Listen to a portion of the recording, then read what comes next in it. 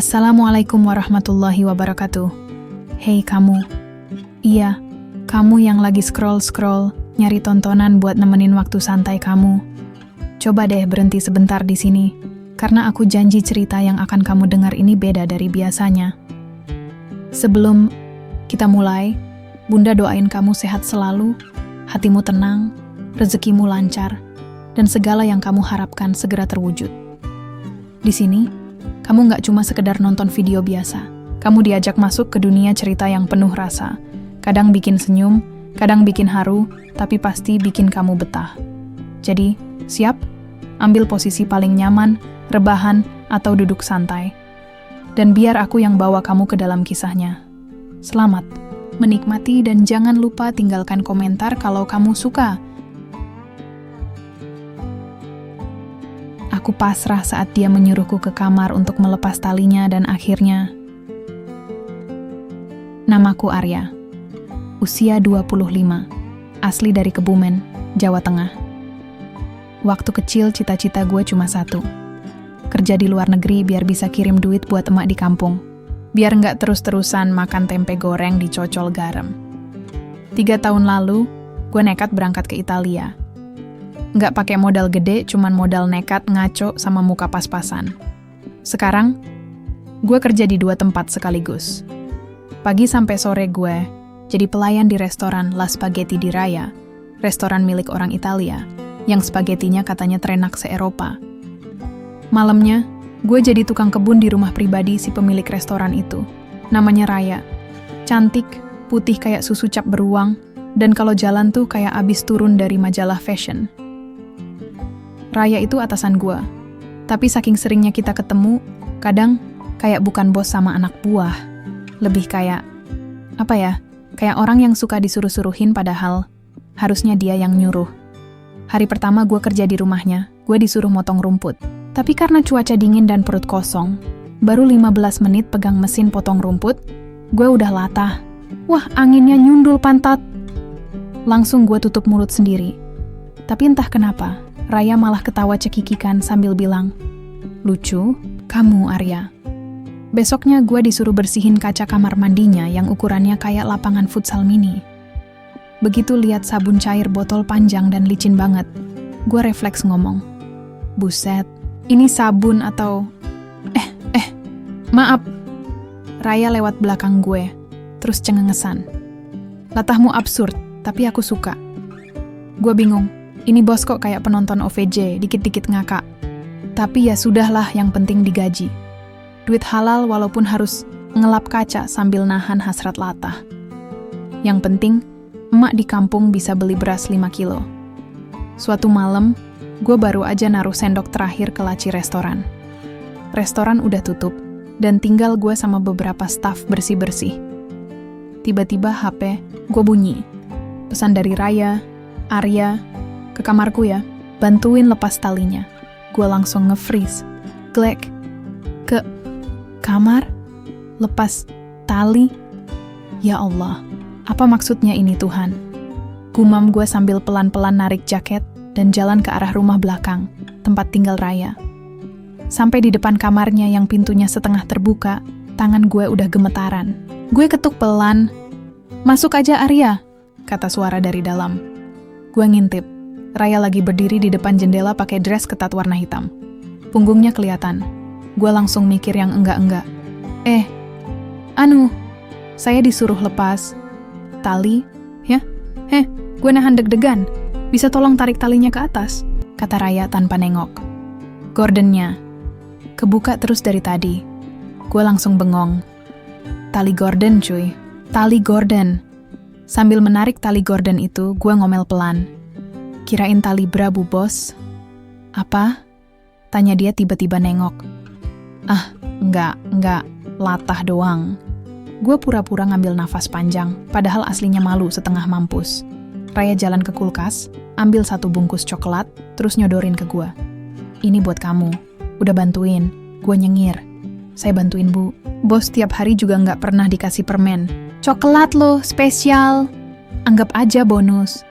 Entah kenapa malam itu gue ngerasa dia beda. Biasanya dingin, tapi malam ini dia lembut. Bahkan sempet duduk di ranjang sambil nonton TV bareng gue sebentar. Gue nggak ngomong banyak, takut latah lagi. Tapi pas acara TV nunjukin aktor cowok buka baju, gue refleks. Wah, tuh cowok teteknya kenceng ya Bu Bos. Dan lagi-lagi, Raya ngakak sampai nahan perut. Sejak itu, hubungan gue sama Raya jadi makin aneh. Dia makin sering nyuruh gue yang aneh-aneh, kayak ngambilin handuk, nyalain lilin aromaterapi, bahkan disuruh mijitin bahu karena pegal. Tapi semua berujung ke hal-hal biasa.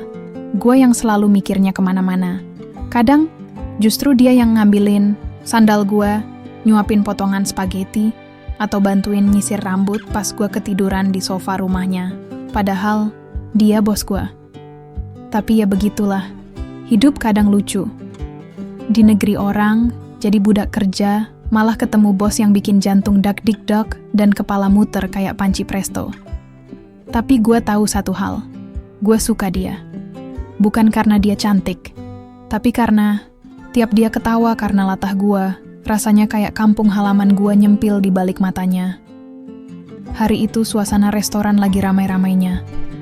Ada rombongan turis dari Jepang, pasangan Prancis yang pacaran sambil pesen spaghetti ukuran jumbo, dan satu keluarga Italia yang anaknya nangis terus gara-gara nggak dikasih keju tambahan. Gue bolak-balik dari dapur ke meja pelanggan kayak kereta api putar balik. Arya, spaghetti meja 7 mana? Teriak Koki dari dalam dapur. Sabar napa, mulut lo kayak bel angkot pak, kata gue sambil ngambil piring dan jalan cepet. Begitu, nganter piring ke meja, tangan gue nggak sengaja kesenggol pinggiran meja. Tumpahlah saus ke baju gue. Merah merona kayak kena tomat segar. Waduh, belepetan saus nih. Kayak bocor daleman. Gue ngomong sendiri sambil celingukan nyari Raya. Baru juga nengok ke arah kasir. Mata gue langsung nangkep sosok Raya yang lagi jalan dari dapur ke ruang VIP. Dia pakai daster ketat warna ungu. Belahan dadanya, yah gitu deh. Jantung gue langsung berdetak 120 BPM. Walah, Bu Bos, tobat. Jangan gitu dong. Nggak kuat saya sumpah. Gue ngedumel sambil menutup dada sendiri entah buat apa. Tiba-tiba, Raya noleh dan senyum. Arya, habis ini ke rumah ya? Ada yang mau aku suruhin? Gue refleks langsung ngejawab. Siap. Siap banget Bu Bos. Disuruh mandi bareng juga siap. Raya kerutkan dahi. Apa? Latah.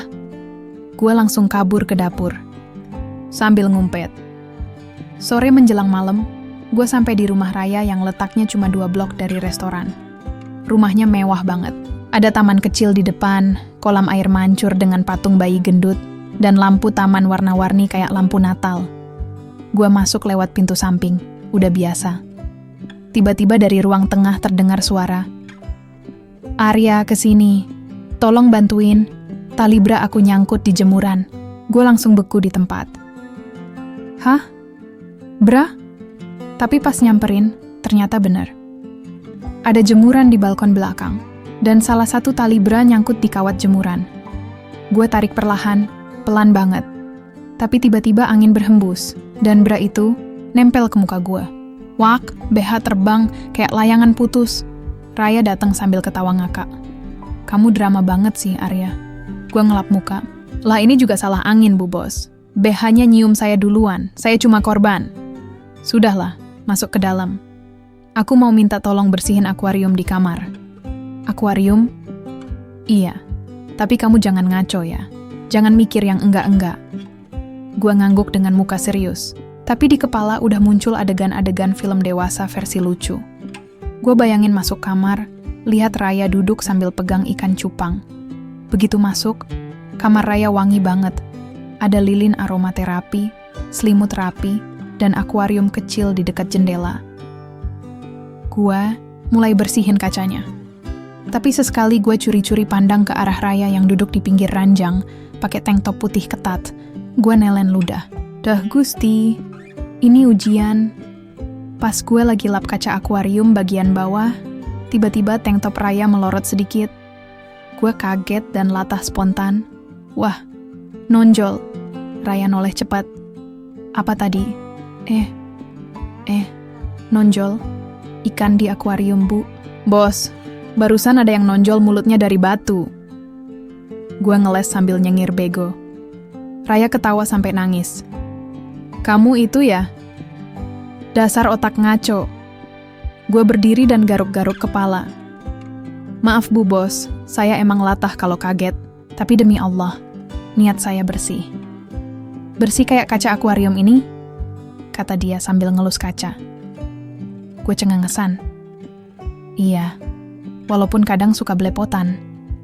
Tiba-tiba Raya berdiri deket banget sama gue. Mata kami sejajar. Gue deg-degan, setengah mati. Jarak tinggal 2 jengkal. Arya, iya Bu Bos. Kamu suka aku enggak? Gue kaget. Mulut gue udah mau jawab, tapi latah lagi. Suka banget malah. Sampai pengen guling-guling. Kami sama-sama bengong. Lalu, Raya ketawa keras banget. Guling-guling, kamu itu bener-bener. Gue tutup mulut pakai 2 tangan. Aduh maaf, latah. Sumpah Bu Bos, dia ngelus kepala gue pelan. Tapi aku senang kamu jujur. Gue diem, bingung harus senang atau takut. Udah, sekarang kamu pulang. Besok lanjut kerja lagi ya. Gue keluar kamar dengan langkah pelan. Tapi dalam hati, senyum-senyum sendiri. Tadi itu, beneran kode? Atau cuma guanya aja yang ngarep? Entahlah. Tapi satu hal yang gue tahu pasti. Bu Bos makin lama makin bikin gue lupa kalau dia atasan. Hari Minggu, restoran tutup. Itu artinya gue bisa tidur sampai siang, bangun leyeh-leyeh, dan bzet. HP gue bergetar. Pesan masuk dari Raya. Arya, bisa ke rumah sekarang? Aku lagi pengen makan es krim tapi malas gerak. Gue baca 2 kali. Terus garuk-garuk perut sambil ngeluh pelan. Bu Bos ini ya, minggu aja disuruh manggul es krim.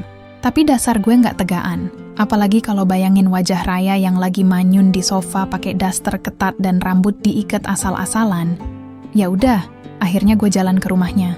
Muka masih ngantuk, kaos masih bau kopi semalam, tapi semangat tetap 80% karena penasaran. Ini orang minta es krim beneran apa cuma modus?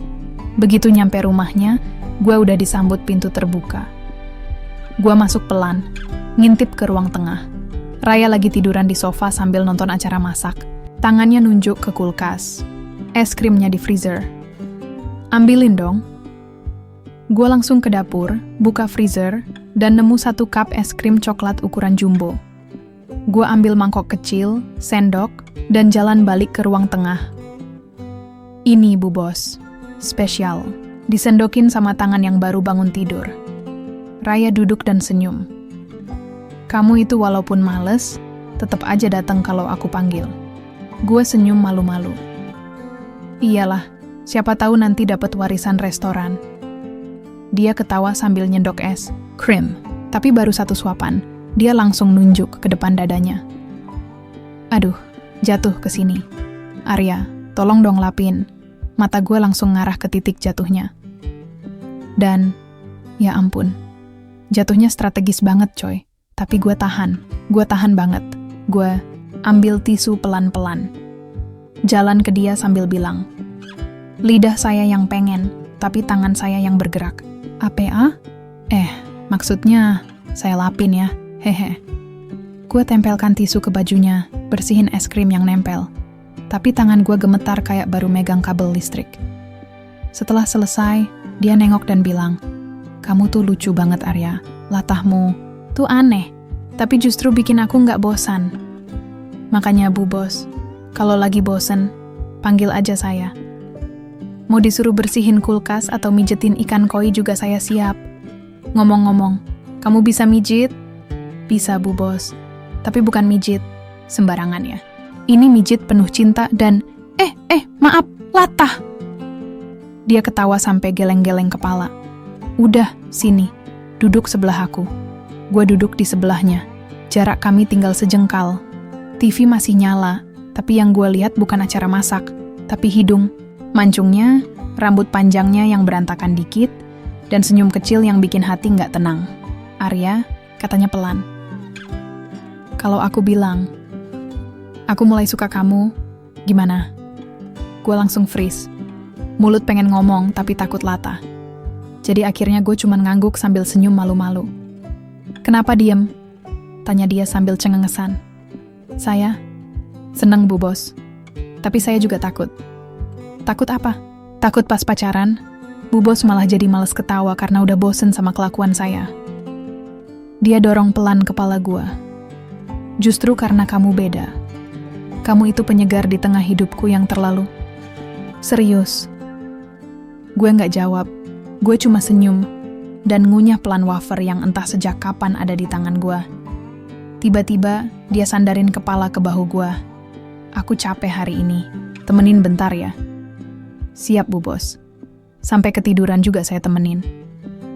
5 menit kemudian, dia beneran tidur di bahu gue. Nafasnya pelan, wajahnya tenang banget. Gue diam di tempat, nggak gerak, takut ganggu tidurnya. Tapi yang paling susah bukan nahan gerak. Yang paling susah itu, nahan pikiran. Dasar otak cowok. Udah duduk deket cewek cantik, sandaran pula, langsung berantakan imajinasi gue. Astagfirullah. Arya, fokus. Ini ibadah. Ini ujian.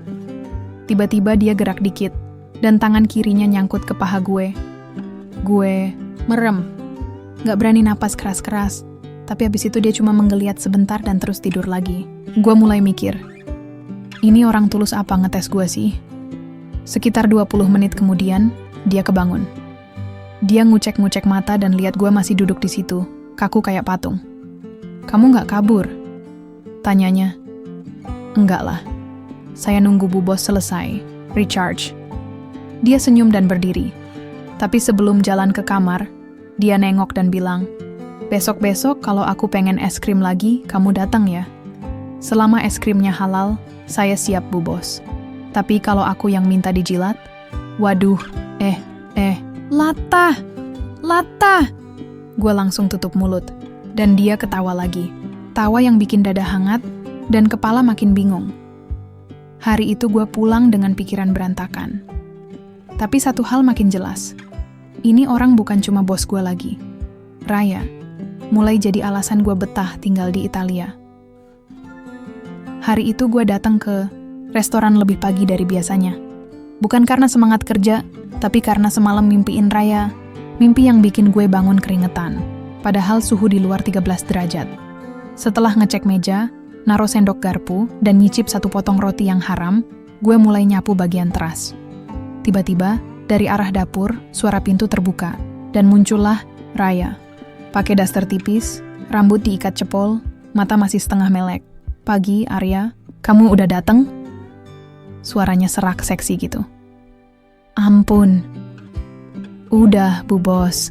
Ini saya nyapu sekalian ngusir dosa. Dia nyengir, jalan pelan ke arah dapur sambil nyeruput kopi. Nanti siang bantuin aku beresin kamar ya. Ada tali kutang yang nyangkut di gantungan lampu. Gue diem. Otak gue langsung loading. Tali kutang? Gantung? Di lampu? Aduh, mohon maaf lahir batin, Bu Bos. Itu, tali siapa? Dia nyengir makin lebar. Ya tali akulah. Masa tali jemuran tante sebelah? Gue pura-pura batuk sambil ngelus dada. Itu lampu ketinggian, Bu. Harus pakai tangga. Makanya nanti sore bantuin ya. Kamu kan laki-laki kuat. Ngangkat beban hidup aja bisa. Apalagi cuma tali kutang. Gue cengengesan. Siap, Bu Bos. Tapi jangan salahin saya kalau nanti saya mendadak sholat sunnah di tempat. Siangnya, restoran agak sepi. Gue izin sebentar buat ke rumah Raya. Begitu masuk, dia udah nungguin di ruang tengah. Pakai tank top putih dan celana pendek. Gue sampai nelen ludah 3 kali. Tangga di belakang. Ayo, ke kamar. Katanya sambil jalan duluan. Gue bawa tangga dan masuk ke kamar dia. Kamarnya wangi banget. Kasur rapi. Bantal ada 3. Dan ada 1. Boneka kelinci duduk di pojokan. Tapi yang bikin gue bingung, itu tali kutang yang dia maksud. Warnanya merah terang dan emang bener-bener nyangkut di gantungan lampu. Gue naik tangga pelan-pelan, sementara Raya berdiri di bawah, megangin tangga. Hati-hati ya, jangan sampai jatuh. Nanti aku yang nangkep. Kalau jatuhnya ke pelukan Bu Bos, saya rela. Apa? Maksud saya, lebih baik jatuh cinta daripada jatuh dari tangga. Dia ketawa. Gue makin deg-degan. Pas tangan gue udah nyentuh tali itu, tali kutangnya malah nyangkut makin kuat. Aduh, Bu, ini talinya keras banget. Ya iyalah, itu tali bekas dicuci, belum kering, makanya kaku. Gue tarik pelan dan akhirnya lepas. Tapi karena gue nariknya terlalu semangat, badan gue goyang dan tangga ikut oleng. Waduh, Bu Bos, tangga goyang. Gue jatuh lurus. Dan plak! Gue mendarat pas banget di atas tubuh Raya yang udah refleks buka tangan. Beberapa detik kami diem. Gue di atas, dia di bawah. Napas dua-duanya ngos-ngosan. Mata ketemu mata. Jarak antara bibir. Ya, kira-kira sejengkal. Gue nahan banget buat nggak latah. Dia bisik pelan, "Kamu berat juga ya, Arya." "Saya minta maaf, Bu Bos. Ini bukan salah saya. Ini salah tali kutang." Dia ketawa pelan, tapi nggak bangun. Dia masih nahan badan gue. Tangan dia ada di pinggang gue. Tangan gue nempel di lantai. Satu lagi, ya, nempel di atas perut dia. "Arya." Dia manggil gue pelan. "Kamu suka aku nggak sih?" Gue diam. Jujur gue bingung harus jawab gimana. Tapi jari-jari gue gemetar sendiri. "Suka, Bu Bos. Tapi saya takut." "Takut kenapa?" "Takut makin suka." Dia senyum. Kalau aku nggak takut, kami masih diem. Tapi perasaan di dada udah kayak kembang api. Meledak pelan-pelan. Akhirnya, gue berdiri. Bantu dia bangun. Gue elap tangannya yang kotor kena lantai. Dia ambil tali kutangnya terus bilang, "Lain kali, kalau aku nyuruh bantuin lagi, jangan mikir aneh-aneh ya." "Siap." Tapi anehnya itu kadang datang dari talinya, Bu Bos. Kami ketawa bareng. Malamnya, dia kirim pesan lagi ke HP gue. "Terima kasih udah bantuin tadi. BTW, kamu wangi ya. Parfum apa?" Gue bales, "Parfum alami, Bu Bos. Keringat laki-laki. Jomblo yang belum disentuh wanita." Dia cuma bales. Tapi dari situ gue tahu. Antara gue dan Raya, ini bukan cuma urusan restoran atau taman. Ini udah masuk ke wilayah yang bisa bikin dada deg-degan tiap hari. Dan semua gara-gara tali kutang merah sialan itu. Hari-hari berikutnya terasa makin aneh. Raya mulai sering manggil gue buat hal-hal yang nggak penting, tapi dia buat-buat seolah penting. Kayak semalam, jam 10 lewat, dia kirim pesan ke gue. "Arya, tolong ke kamar. Ada yang nyangkut." Gue langsung panik. "Jangan-jangan tali kutang lagi." Gumam gue sambil lari dari dapur ke kamar belakang. Tapi pas gue nyampe, dia malah nyodorin remote TV. Yang nyangkut itu tombol volume. Macet. "Aku takut rusak kalau pencet terlalu keras," katanya sambil senyum jahil. Gue tatap dia sebentar. "Bu Bos, saya ini pelayan restoran atau teknisi elektronik?" "Terserah. Yang penting lucu." Dan dia ketawa, ngakak sampai matanya menyipit. Hubungan kami mulai berubah, pelan-pelan, dikit-dikit. Tapi terasa banget. Raya jadi sering ngelus rambut gue tanpa alasan. Kadang kalau lagi masak, dia suka sengaja nyipratin saus ke celemek gue, terus pura-pura minta maaf. Dan gue, ya, gue masih Arya yang sama. Gampang latah, ngomong suka belepotan kalau gugup, apalagi kalau lihat Raya pakai baju ketat. Tapi ada satu sore yang bikin semuanya jadi serius. Kami duduk di bangku taman belakang rumah Raya. Matahari lagi turun pelan di balik pohon zaitun. Angin sepoi-sepoi. Suasana tenang. Raya pegang gelas wine, gue pegang segelas teh manis. Gue nggak minum alkohol, nanti batal wudhu. "Raya."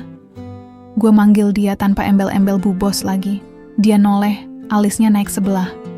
"Iya, aku nggak ngerti kenapa. Tapi kamu itu bikin aku kayak pengen gigit gagang sapu saking gemesnya." Dia ketawa sampai gelasnya goyang. "Itu gombal atau ancaman?" "Serius, Ra. Aku suka kamu." Dia diam, tatapan matanya berubah. Lembut. Nggak ketawa lagi. "Aku juga suka kamu, Arya." Deg. Gue ngerasa kayak ditusuk-tusuk sate, tapi sate rasa stroberi. Manis tapi nyelekit. Tapi kemudian, ekspresi dia berubah. Dari senyum ke cemas. "Tapi kita nggak bisa terang-terangan. Kenapa?" tanya gue. "Ayahku Dia sangat konservatif, apalagi soal hubungan. Dia nggak bakal suka aku pacaran sama karyawan sendiri. Apalagi kamu orang Indonesia, beda budaya, beda status. Gue diem, tapi dalam hati gue mau teriak. Lah, statusnya doang yang beda. Kalau soal perasaan, kita sama, Ra, tapi gue tahan. Jadi, kita harus diam-diam dulu, katanya. Oke, aku bisa. Tapi jangan lama-lama ya. Ntar ketahuan, malah disangka selingkuhan orang. Dia ketawa. Iya, kamu ini kenapa lucu banget sih, ya? Karena kalau ganteng udah banyak saingan. Sejak hari itu kami resmi pacaran, tapi dalam diam. Di restoran, kami tetap bersikap profesional. Gue tetap manggil dia Bu Bos, dan dia tetap ngasih gue tugas-tugas absurd. Tapi, di balik layar, kami sering kirim emoji hati, ngasih kode lewat tulisan di nota dapur, bahkan kadang curi-curi waktu ngobrol di gudang. Pernah suatu malam, Raya masuk dapur sambil bawa piring. Arya, saus tomatnya kurang. Gue jawab, sausnya emang kurang, tapi cintanya Bu Bos udah kebanyakan. Saya kekenyangan. Dia langsung tutup mulut nahan ketawa, lalu cepet-cepet keluar dapur sebelum pelayan lain curiga. Tapi semakin lama, semakin berat juga sembunyiin hubungan ini. Apalagi waktu ayahnya datang ke restoran suatu hari. Namanya Signor Carlo. Wajahnya tegas, jenggot tipis, dan kalau jalan kayak punya irama sendiri. Tegap, dingin, dan nyeremin. "Cie kue lo?" tanya dia ke Raya sambil nunjuk gua. Dia? Itu Arya. Pelayan sekaligus tukang kebun kita, Papa. Indonesia? Raya angguk. Kenapa kau tampak sering senyum kalau dia lewat? Raya langsung, salah tingkah. Itu cuma karena dia suka bicara lucu, Papa. Gue langsung datang ke meja dan nyodorin air minum. Selamat sore, Pak. Saya Arya, bukan Arya Wiguna. Saya di sini bukan mau ngamuk-ngamuk. Carlo ngelirik tajam. Lalu, ketawa. Dia ketawa, Raya sampai melongo. Gue juga. Gue pikir bakal ditampar. Tapi ternyata, Carlo bilang, "Kau lucu juga ya, tetap kerja yang baik." Dan dia lanjut makan. Waktu Raya ngintip gue di dapur, dia bisik, "Kamu berhasil bikin dia ketawa." Itu prestasi besar. Gue senyum. Saya emang bukan siapa-siapa. Tapi kalau urusan bikin orang ketawa, saya bisa sampai bikin kambing mewek. Malam itu, Raya kirim pesan. Aku mulai berharap suatu hari aku bisa ngenalin kamu ke Papa, bukan sebagai karyawan, tapi sebagai seseorang yang spesial. Gue bales, saya siap kapan aja, tapi kasih tahu dulu ke dia, saya ini bukan cowok ganteng, cuma cowok sabar yang tahan lihat kamu tiap hari dan gak pingsan. Dan dari situ gue tahu hubungan ini, meskipun diem-diem, tapi udah mulai diterima semesta. Tinggal satu hal, kapan Raya berani bilang langsung ke ayahnya. Tapi yang jelas, kalau perlu, gue bakal siap pasang aksi, sambil bawa sapu dan celemek. Minggu, pagi di Italia biasanya tenang. Burung-burung ngetok jendela, angin sejuk masuk ke sela-sela dapur, dan aroma kopi menyebar kayak kabar gosip. Tapi minggu ini beda. Karena pagi itu, jantung gue nyaris copot gara-gara satu hal. Hampir ketahuan pacaran sama bos sendiri. Semua dimulai dari obrolan biasa di dapur restoran. Gue lagi nyuci piring, sendirian, sambil nyanyi pelan lagu dangdut, yang gak nyambung sama suasana restoran kelas atas. Cintaku ditendang-ditendang oleh kamu, ya ampun sayang. Seketika, pintu dapur kebuka. Suara hak tinggi nyaring banget di lantai keramik. Raya masuk, pakai dress hitam ketat, rambut dikuncir, bibir merah, dan senyum yang nggak biasa. Senyum yang biasanya muncul kalau dia lagi punya ide jahil. Arya, malam ini nginep ya di rumah. Kebun belakang perlu dibersihin subuh-subuh. Sebelum papaku datang lagi, katanya. Gue yang masih pegang spons nyuci langsung mikir yang nenggak-enggak. Nginep lagi? Ya Tuhan, tali-tali apalagi yang bakal disuruh benerin nih? Pikir gue. Tapi sebelum gue jawab, suara pelayan cowok lain nyeletuk dari balik pintu. Bu Raya, papanya udah di jalan. Katanya mau mampir sebelum ke apartemen. Gue dan Raya sama-sama kaget. Ya ampun, kalau papa lihat kamu di rumah pas malam, bisa gawat, kata Raya. Gua panik. Jadi saya nginep atau kagak ini? Jangan PHP, saya udah siapin bantal guling batik. Raya ketawa. Tenang, kita atur. Malamnya, gue beneran nginep, tapi kali ini beneran kerja. Nyapu kebun, potong semak liar, bahkan sempet bantu nyari kucing tetangga yang nyangkut di atap rumah. Sekitar jam 11 malam, Raya keluar ke taman, pakai kaos longgar dan celana pendek. Dan disinilah awal malapetaka. Kecil itu terjadi. Ya ampun, gua ngomel pelan. Pakaian begini mah bahaya buat cowok jomblo akut. Dia nyodorin semangka dingin yang dipotong rapi. Makan dulu, kamu udah kerja keras. Nanti kusuruh pijatin kakiku. Ya, gua langsung latah. Ya ampun, beneran nih kaki. Bukan perangkap jebakan Batman. Dia ketawa sampai semangka hampir jatuh dari piring. Lucu kamu. Kami duduk berdua di kursi taman. Jarak 1 lengan. Udara dingin, tapi suasana hangat. Tangan dia nyaris nyentuh tangan gue. Tiba-tiba, suara mobil dari kejauhan. Raya berdiri. Itu papa. Gue langsung lompat dari kursi. Waduh, saya pulang deh. Saya sembunyi. Saya pura-pura tukang parkir. Saya jadi pot bunga juga nggak masalah. Raya panik, tapi tetap kalem. Masuk ke dapur belakang. Jangan sampai kelihatan. Gue lari kayak maling ayam. Masuk dapur, nutup pintu pelan, dan berdiri di balik lemari es. Jantung gue berdetak secepat blender 3 tombol. Dari celah pintu, gue dengar suara Carlo masuk ke ruang tamu. Rumahmu bersih seperti biasa, katanya. Terima kasih papa. Tadi ada tukang kebun datang lebih pagi. Dia pulang cepat karena harus kerja shift malam. Gue senyum. Wah, si Raya jago ngarang. Bisa ikut audisi FTV ini mah. Tapi sialnya, Carlo malah jalan ke dapur. Boleh aku cek kulkas? Aku bawa keju dari Napoli, katanya. Gue langsung nyungsep ke kolong meja. Pinggang gue mentok tabung gas, tangan nahan napas, dan pikiran mulai nyasar. Kalau ketahuan, gue bilang gue arwah penasaran. Atau paling mentok, bilang lagi ngeronda. Tapi, untunglah, Carlo cuma masuk sebentar, ambil keju, lalu keluar lagi. Suara langkah kakinya menjauh. Gue keluar pelan dari kolong meja, punggung udah pegel, rambut acak-acakan kayak habis digulung mesin cuci. Tak lama kemudian, Raya masuk lagi. Ketawa pelan lihat gue ngos-ngosan. Kamu kok malah kayak habis dikeroyok tuyul? Bu bos, saya hampir gugur sebagai pacar rahasia.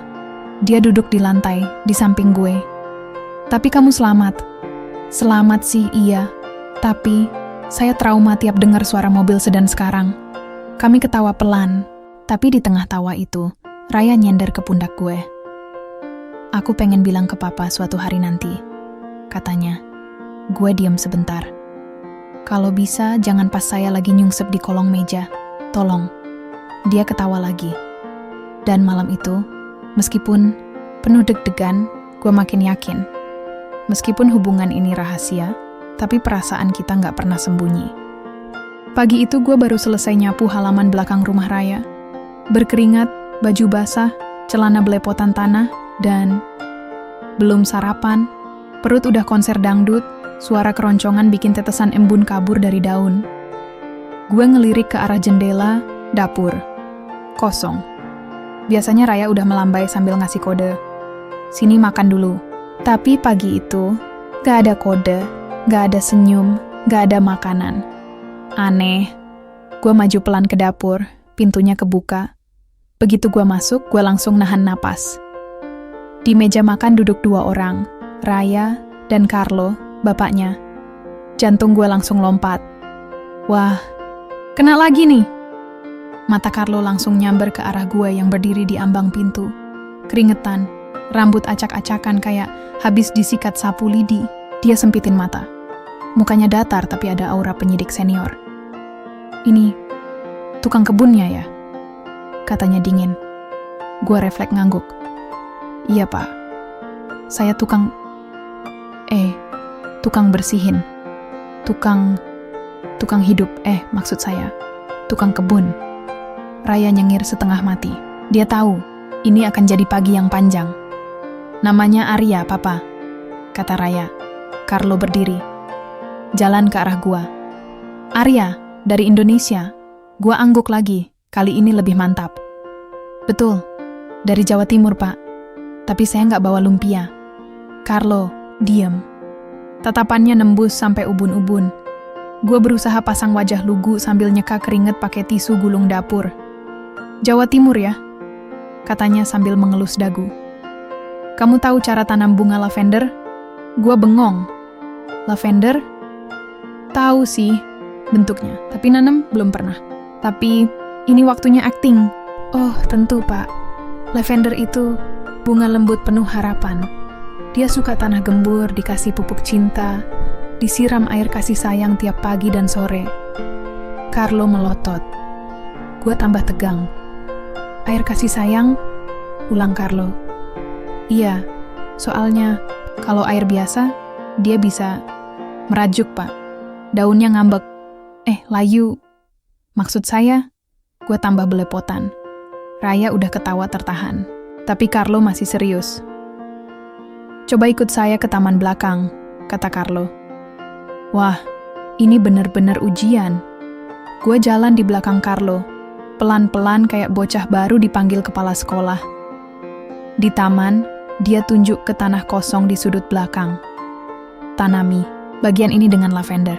Aku akan lihat hasilnya besok pagi. Gua senyum. Siap, Pak. Tapi dalam hati gua jerit. Ya Allah, tolong kirim tutorial nanam lavender malam ini lewat mimpi. Setelah Carlo masuk lagi ke rumah, Raya nyusul gua ke taman.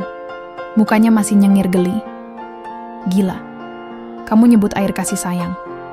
Itu ngaco banget, katanya. Gua narik napas dalam. Kalau disuruh nanam benih cinta, mungkin saya lebih jago.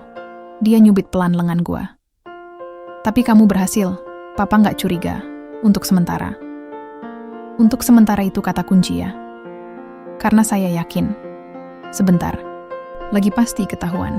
Dia duduk di bangku taman. Gue ikut duduk. Masih mikirin gimana caranya nanam lavender padahal gue biasa nanam cabai rawit di belakang kontrakan.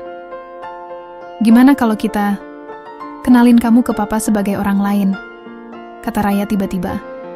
Gue noleh. Maksudnya? Kita buat identitas palsu. Kamu pura-pura jadi mahasiswa tukang riset botani. Jadi alasan kamu sering ke rumah ini karena mau bantu ngeriset kebun keluarga. Gua geleng cepet. Mbak, saya baru kemarin belajar ngebedain semangka sama labu. Jangan tiba-tiba jadi profesor dong. Tapi Raya serius. Papa itu cinta sama tanaman. Kalau kamu bisa bikin dia percaya kamu ahli tanaman, dia bakal seneng. Dan kamu bisa tetap dekat sama aku, tanpa sembunyi. Gue diem, pikirin baik-baik. Ini gila. Tapi, ada peluang. Ya udah, tapi kamu yang bantu ngarang identitasnya. Jangan suruh saya bikin. Nanti namanya malah jadi Profesor Budi Nugroho, dari kampus fiktif Desa Krep Kidul. Raya ngakak. Deal. Sore. Itu, kami mulai persiapan acting. Raya bikinin kartu nama palsu. Arya N. Putra, peneliti botani tropis internasional. Gue disuruh latihan ngomong ilmiah. Kalau ditanya, bilang aja lavender perlu kadar pH tanah antara 6,5 sampai 7. Dan butuh sinar matahari penuh, kata Raya sambil buka Google. Oke, gue catat di kertas. Kalau Papa nanya kenapa bunganya belum tumbuh, jawab aja, ini fase dormansi. Dormansi. Beneran kayak nama penyakit maak ya? Gue gumam. Kami tertawa lagi. Tapi dalam tawa itu, gue sadar, semua ini demi bisa bareng-bareng. Demi hubungan yang belum bisa diumbar. Dan malam itu, saat gue nulis di kertas kecil semua catatan palsu tentang lavender dan botani, gue cuma bisa bilang satu hal dalam hati. Ya Tuhan, tolong bantu saya jadi peneliti palsu sehari aja.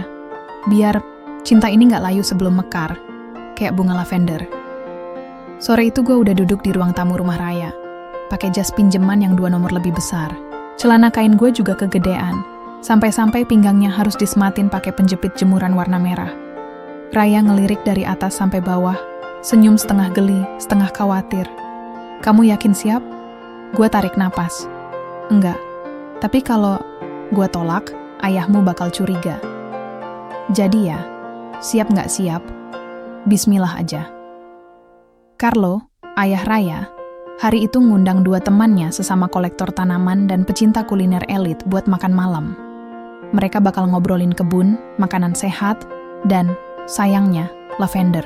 Gue yang sekarang statusnya peneliti botani tropis palsu, bakal duduk satu meja bareng orang-orang yang beneran ngerti soal itu.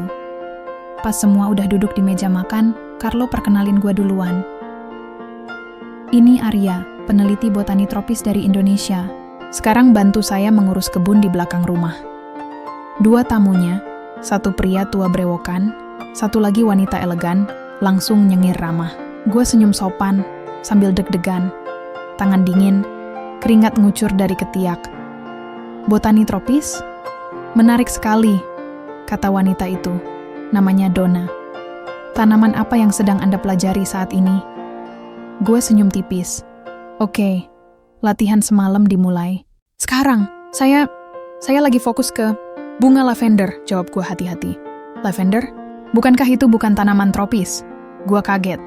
Jebakan Batman pertama muncul. Iya, betul. Tapi, saya sedang meneliti. Kemungkinan lavender bisa beradaptasi di iklim tropis. Proyek lintas iklim gitu, Bu. Semacam lavender, rasa durian. Donna langsung diem. Carlo melotot. Raya tutup mulut nahan ketawa. Lavender. Rasa durian? Ulang pria brewok, yang namanya Luca. Maksud saya, Pak, bukan rasa beneran. Itu istilah kami para peneliti.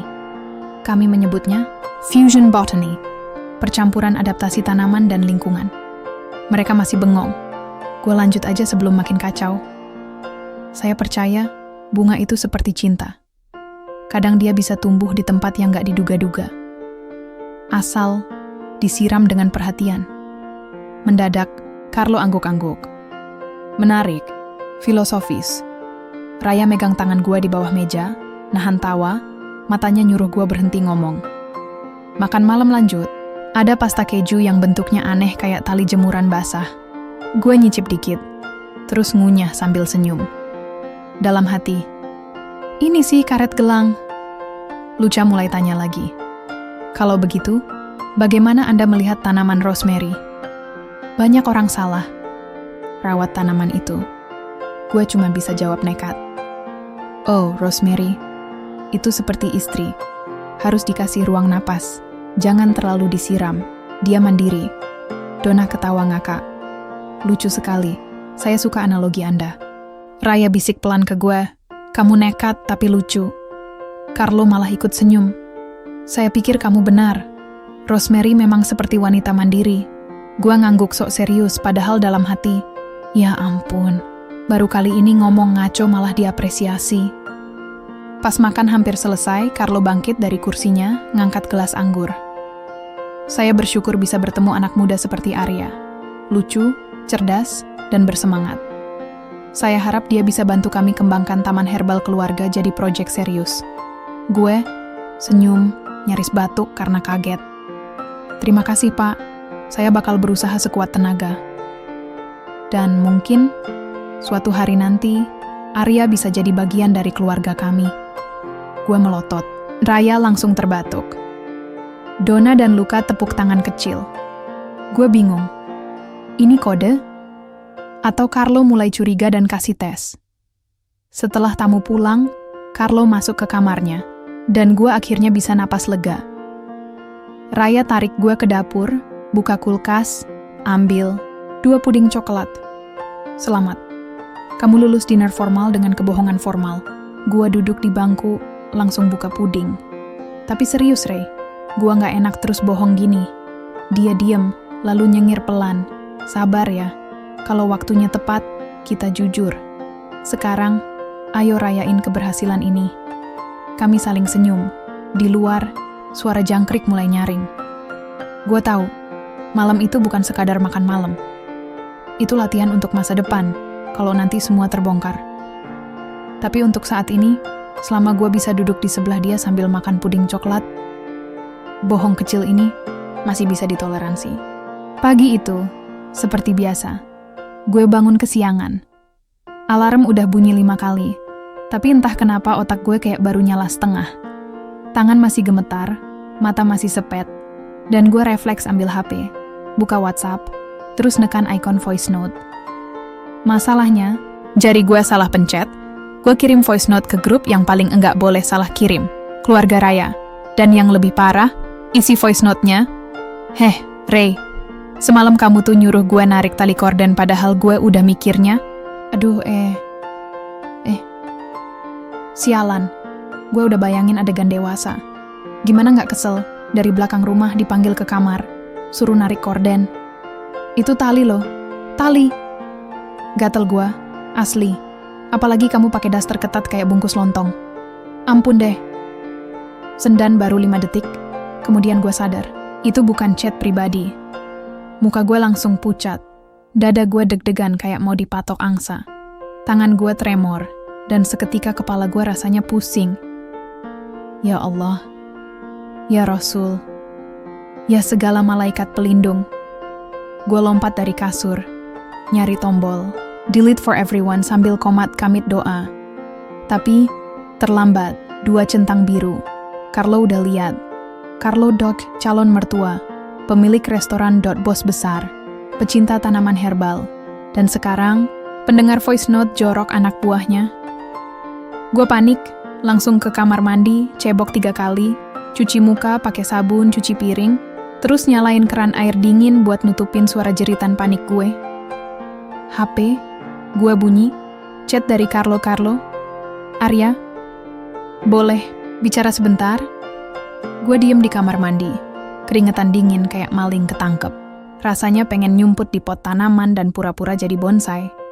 Tapi hidup harus terus maju, meskipun hati mau mundur. Gue turun ke bawah, nyari Carlo. Dia lagi duduk di ruang makan, minum espresso, tatapannya tenang. Terlalu tenang. Dan itu yang bikin gue makin takut. "Duduklah, Arya," katanya. Gue duduk. Kaki gue goyang-goyang sendiri. Tangan gue narik ujung baju. Carlo naruh gelasnya.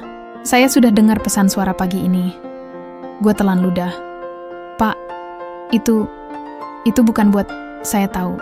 "Deg," saya pikir. "Kamu dan Raya punya hubungan yang lebih dari sekadar atasan dan bawahan." Gue diem, gak bisa ngomong. Mulut gue kayak dilakban dosa. Carlo lanjut, "Saya ayahnya. Saya bukan bodoh. Tapi saya juga bukan orang tua yang kejam. Saya tahu kamu lucu. Kadang menjengkelkan. Tapi kamu jujur. Bahkan terlalu jujur." Dia berdiri, jalan pelan ke arah jendela. "Kamu bilang, Raya seperti bungkus lontong?" Gue kaget. "Pak, saya bercanda. Itu latah. Saya emang suka ngomong. Jorok tapi gak pernah niat." Carlo mendesah. Dulu ibunya Raya juga seperti itu. Seksi, galak, dan selalu pakai baju ketat. Saya dulu juga sering latah lihat dia. Gue bengong. "Jadi kamu tidak dipecat, Arya. Tapi..." Carlo menoleh. "Kalau kamu serius sama Raya, kamu harus jaga sikap. Jangan lagi ngomong soal korden, tali, atau lontong di grup keluarga." Gue langsung berdiri dan salim. "Siap, Pak. Mulai sekarang saya akan hati-hati. Saya bahkan rela uninstall WhatsApp kalau perlu." Carlo senyum tipis. "Jangan lebay, Arya. Lagian, voice note kamu lucu juga sih." Gue cuma bisa ketawa kecut. Setelah itu gue balik ke dapur. Raya lagi nahan ketawa sambil megang HP-nya. "Jadi, kamu udah ceramah sama papa?" tanyanya. Gue geleng. "Lebih kayak khotbah Jumat. Tapi versi orang Italia." Raya nyengir. "Gue pikir kamu bakal langsung kabur ke Indonesia." Gue udah mikir buat nyamar jadi bagasi pesawat. Kami ketawa. Momen itu absurd, tapi justru bikin kami makin dekat. Seaneh-anehnya hubungan ini, gue tahu satu hal. Selama gue bisa bikin Raya ketawa, semua akan baik-baik aja. Tapi setelah ini, satu hal pasti, gue harus belajar ngirim voice note dengan benar. Hari itu, suasana restoran spaghetti di Cuore lebih ramai dari biasanya. Kamera-kamera berdiri tegak di beberapa sudut. Kru televisi mondar-mandir sambil bawa kabel dan lampu besar. Bahkan meja yang biasanya dipakai pelanggan buat nunggu makanan, sekarang dipenuhi alat make up dan naskah. Ini acara TV apaan sih? Gue bisik ke salah satu pelayan. Acara kuliner. Katanya mereka mau syuting segmen khusus dari dapur kita. Karena restoran kita menang penghargaan minggu lalu tuh. Yang soal inovasi, saus keju jamur. Gue angguk-angguk walau nggak paham. Yang gue tahu, hari itu gue rencana cuma motong rumput di taman belakang rumah Raya sama nyuci mobilnya yang udah kayak akuarium. Karena udah 2 minggu nggak dicuci, isinya debu dan cupang liar. Tiba-tiba, Raya datang dengan langkah cepat dan tampang panik. "Arya, kamu belum pulang, kan?" Gue ngelirik seragam gue yang masih kotor tanah. "Belum." "Kenapa?" "Koki utama kita tiba-tiba sakit perut. Tadi sarapan es krim udang sisa semalam. Gak masuk akal." Gue otomatis meringis. "Ih, ya ampun. Dia kira dia siapa, Penguin? Kamu harus gantiin." Gue langsung refleks. Mundur 2 langkah. "Hah? Saya? Gantiin jadi chef?" "Iya, tapi tenang. Kamu cuma perlu masak 1 menu buat kamera. Spaghetti carbonara. Itu kamu udah sering bantu di dapur, kan?" Gue langsung mikir keras. Bantu di dapur? Paling juga bantu nyicipin sosis pas udah mateng. "Rai, saya ini nggak bisa masak. Kalau saya goreng telur aja, wajan bisa kebakar." "Kamu bisa. Ini kesempatan kamu bersinar. Kamera bakal ngerekam kamu dari 3 sudut." 3, Arya. Kalau kamu gagal, viralnya bisa internasional." Yaitu dia yang bikin saya takut. Gua akhirnya dipaksa ganti baju. Dikasih celemek, topi chef, dan sarung tangan karet wangi lemon. Belum juga masak, tangan gue udah dingin. Kayak ikan asin beku. "Tenang aja," bisik Raya sebelum kamera nyala. "Cukup masak pelan-pelan, senyum, dan jangan latah." 3, 2, 1, lampu nyala. Kamera on dot presenter acara TV berdiri di sebelah gue. Hari ini kita berada di dapur spaghetti di Cuore. Bersama chef spesial kita Arya. Gue senyum maksa sambil angguk-angguk. "Chef Arya, bisa tunjukkan bagaimana cara membuat spaghetti carbonara yang otentik ala restoran ini?" Bisa. Jadi pertama kita rebus spagettinya dulu ya. Jangan direbus pakai air got, ya, Bu. Maksud saya, air bersih." Presenter ketawa sopan. Kameramen juga senyum. Gue nyalain kompor, masukin air ke panci. Tapi ternyata gue lupa, itu kompor listrik. Jadi gak ada suara apapun. Gue panik neken semua tombol. Sampai akhirnya keluar suara bip-bip-bip kayak main game Tetris. Aduh, ini kok kayak microwave ya? Gue bisik, tapi mic-nya masih nyala. Presenter ketawa lagi. "Chef Arya bener-bener lucu ya." Setelah ribet nyalain kompor, gue masukin spaghetti. Air belum panas, tapi udah telanjur masuk. Jadinya spaghetti ngambang kayak mie setengah hati. "Lalu kita tumis bawang putih," lanjut gue. Gue ambil minyak zaitun, tuang ke wajan. Tapi tutup botolnya belum kebuka. Minyak tumpah semua ke celemek gue. Aduh ya Allah. Maaf ya. Maaf. Ini bukan efek drama. Beneran tumpah. Presenter makin ngakak.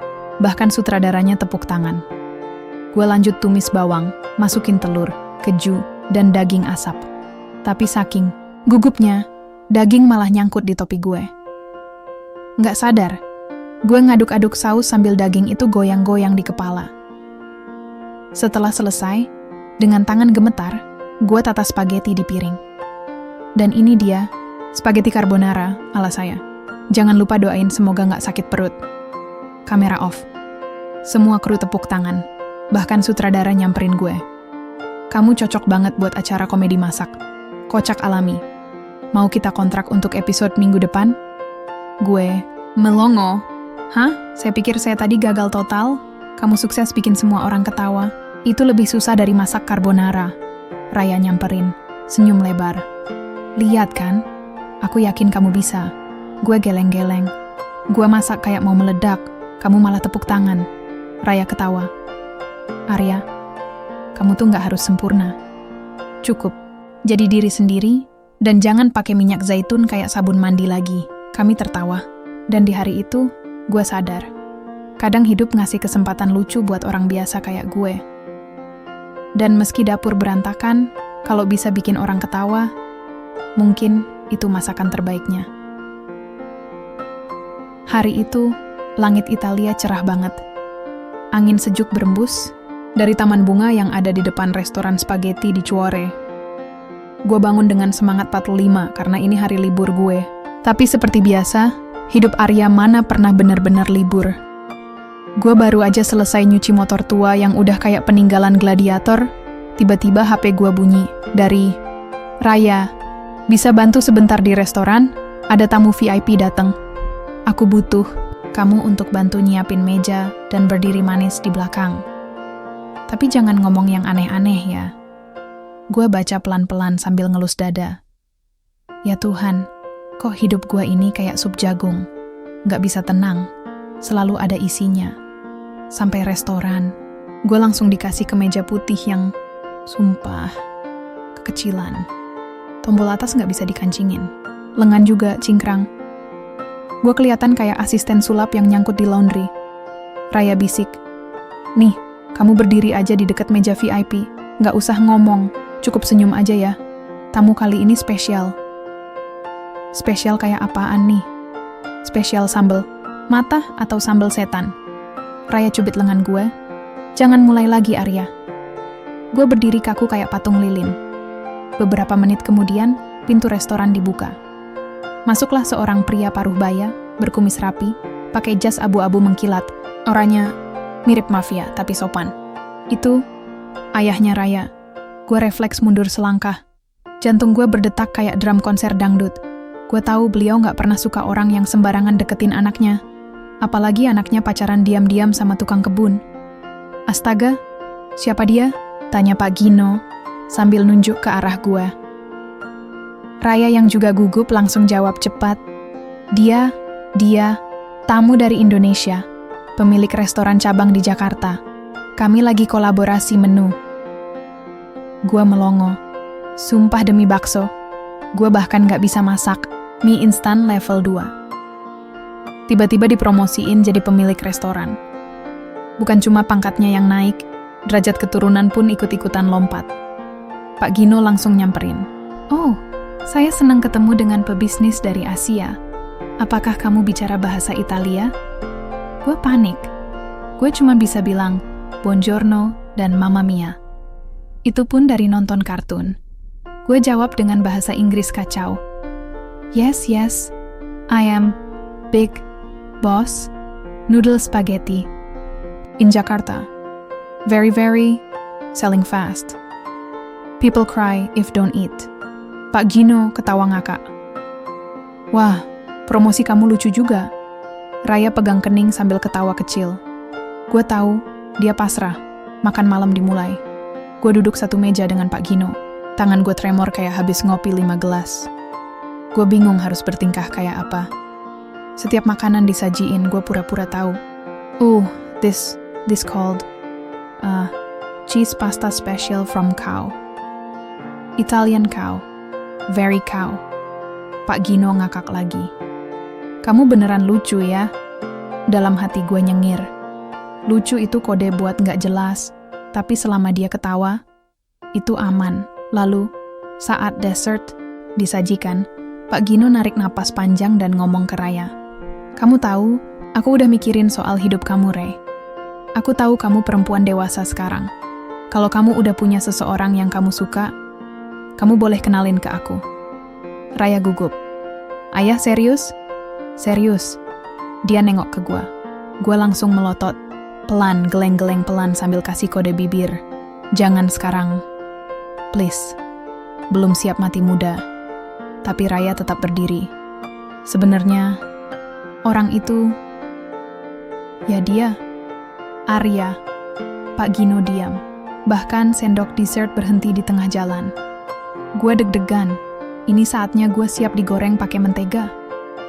"Arya!" Pak Gino melongo. "Yang katanya dari Jakarta, pemilik restoran." Raya menghela napas. "Enggak, Ayah. Dia bukan pemilik restoran. Dia pelayan dan tukang kebunku." Pak Gino diam. Lalu pandang gue lama banget. Gue nyengir. Saya juga kadang jadi pembuat kopi, Pak.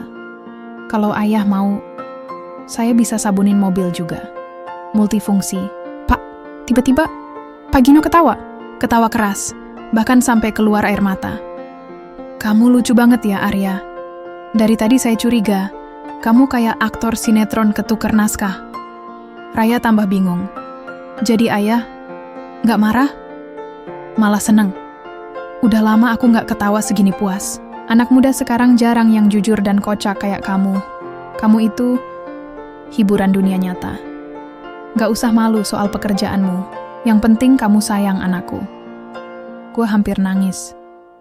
Tapi air mata gue udah lari duluan saking lega. Pak, saya serius sayang sama Raya. Dan saya janji nggak bakal nyusahin dia. Paling nyusahin dapur kalau saya masak itu doang. Pak Gino, tepuk pundak gue. Kalau kamu bisa bikin dia ketawa tiap hari, kamu sudah bikin hidupnya indah. Itu cukup. Malam itu, gue dan Raya pulang bareng. Di mobil, Raya peluk lengan gue. Kamu itu gila. Tapi, kamu bikin semuanya jadi lebih ringan. Gue cengengesan. Lah, kalau berat nanti nggak bisa dibawa ke masa depan. Kami ketawa bareng. Dan untuk pertama kalinya dalam hidup gue merasa seperti tokoh utama di sinetron. Bukan karena tampan, tapi karena berhasil bikin keluarga ketawa dan percaya sama cinta yang sederhana.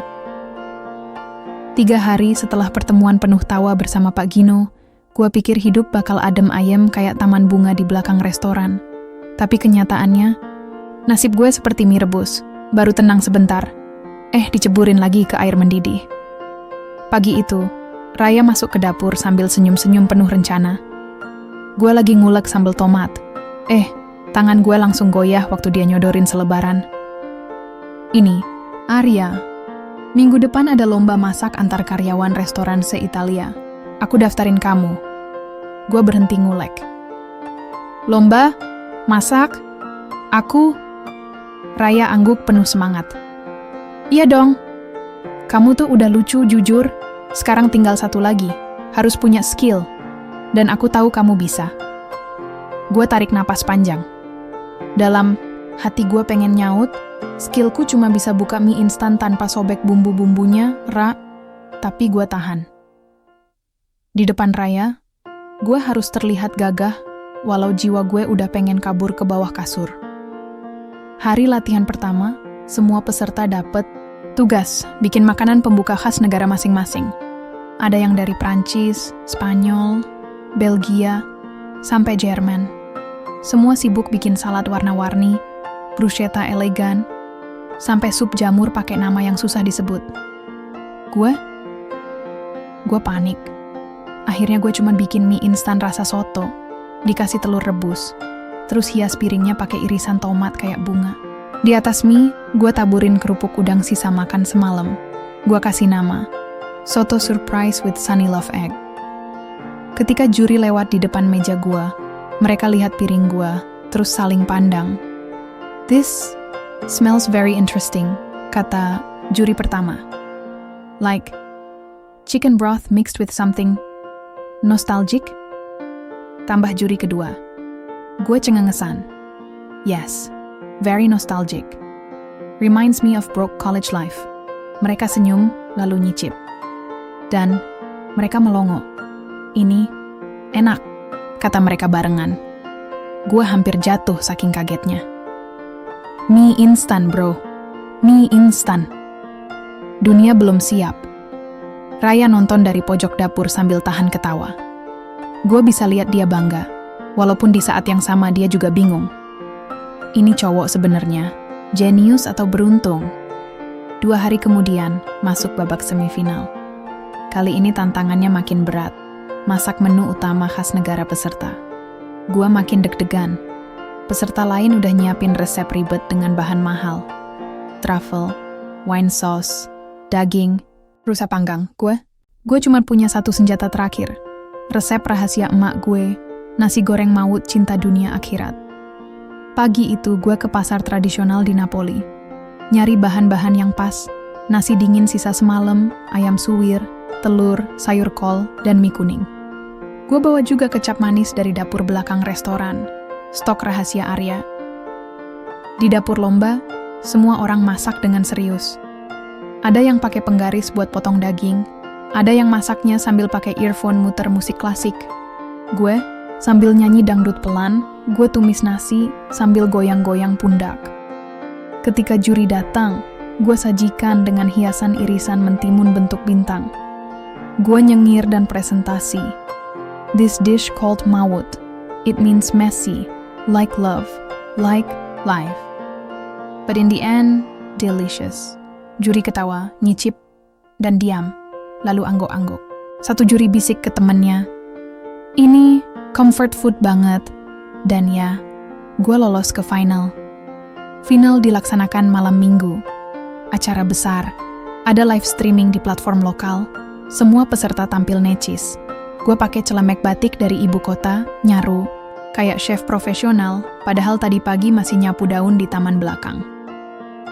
Tantangan terakhir, masak satu hidangan bebas yang merepresentasikan identitasmu. Gue ngelirik ke kamera, ngelirik ke Raya yang duduk di baris depan, pakai dress ketat warna merah, senyum manis banget. Gue tarik napas, gue bikin mie instan cinta ala Arya. Tapi kali ini, bukan sekadar mie rebus. Gue campur rempah-rempah Italia dan Indonesia, taburin keju parmesan dan daun kemangi. Gue rebus mie-nya pakai kaldu tulang buatan sendiri, bukan air biasa. Gue hias dengan hati-hati. Dan di tengahnya, gue letakkan telur rebus setengah matang, dengan tulisan kecil di atasnya pakai saus. For Raya. Ketika gue sajikan, seluruh juri tercengang. Mereka pikir ini parodi. Tapi setelah nyicip, ekspresi mereka berubah. Hening. Lalu, tepuk tangan pelan mulai terdengar.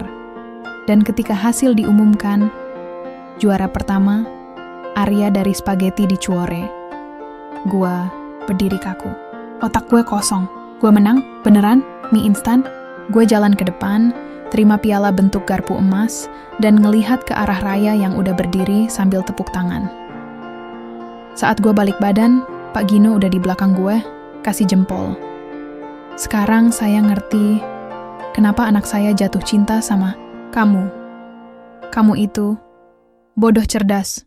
Dan itu langka. Gua ngakak sambil peluk piala. Pak, yang penting kan gak bikin lapar hati, iya kan? Semua ketawa. Dan malam itu, saat jalan pulang bareng Raya, gua tanya pelan. Ra, kamu yakin mau terus sama aku? Aku ini cuma cowok biasa. Kadang ngomongnya jorok, dan lebih sering bikin mie daripada pasta. Raya senyum, lalu peluk tangan gue. Yakin, karena di dunia ini, cuma kamu yang bisa bikin aku ketawa dan kenyang di saat yang bersamaan. Gue senyum. Dan untuk pertama kalinya dalam hidup gue sadar, cinta itu gak harus sempurna. Kadang, cinta itu cuma butuh satu piring mie, hangat, dan seseorang yang bisa tertawa bareng lo tiap hari.